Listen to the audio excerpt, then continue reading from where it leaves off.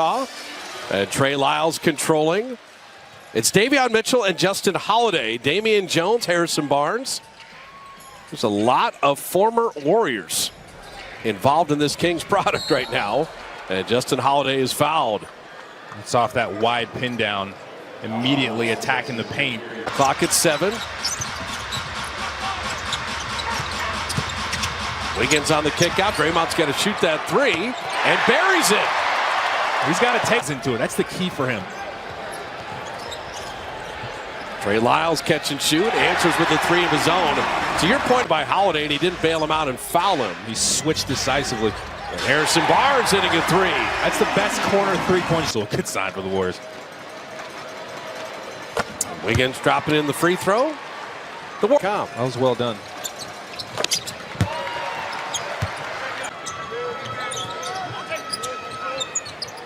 Jordan Poole catch and shoot 3.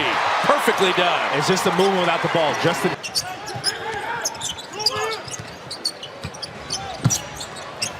Jordan got hung up in the air, but the ball was knocked away. And Draymond hits another 3. 2 for 2. How about Peyton with a pickpocket? Oh, dribble around him at your own risk. Jordan Poole, transition 3. Jordan Poole is saying, you got...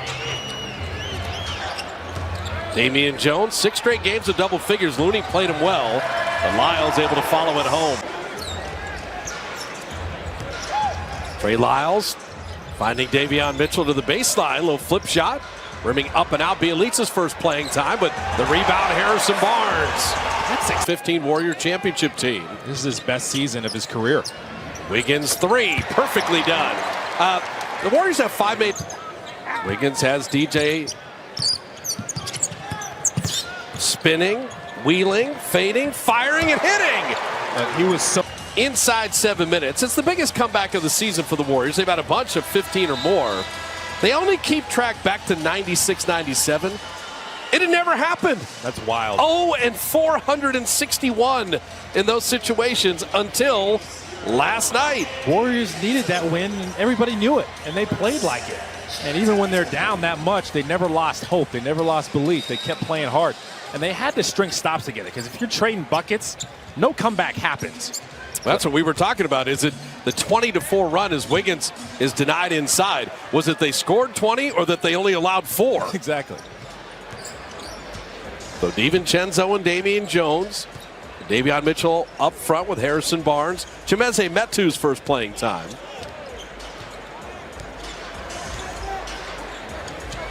DiVincenzo off fire, and I love the way the Warriors are one and done and defensive rebounding early. So Damian Lee and JTA are rested. They did not play last night. Kuminga played very few minutes, and he opens with a triple. They got him involved early. He's got the size advantage over DiVincenzo, and he just used it there. It's like, I don't need to make a move. I'm already taller than him. I have the advantage I want. I'm just shooting. Mitchell's got Bielitsa on a switch. And then Damian a car crash on the baseline. Damian Jones was just trying to get great position on Damian Lee. And they're going to call it on Damian Lee. Add insult to injury. It's like, how are you going to call this on me? I'm at a disadvantage here. I'm the smaller human being. He's trying to put me in the basket.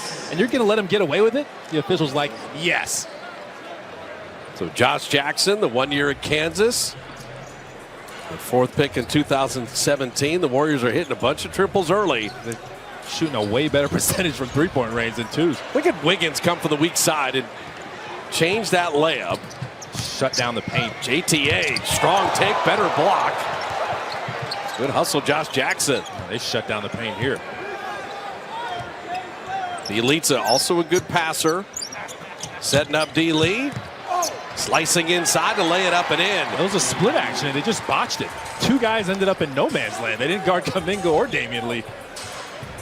It's a pretty good run. Talked about a 20-4 run to close last night. 21-4 run here in the first quarter. They still got the momentum. They just kept it going from last night. Metu thought about that 3. And JTA, he just backed off.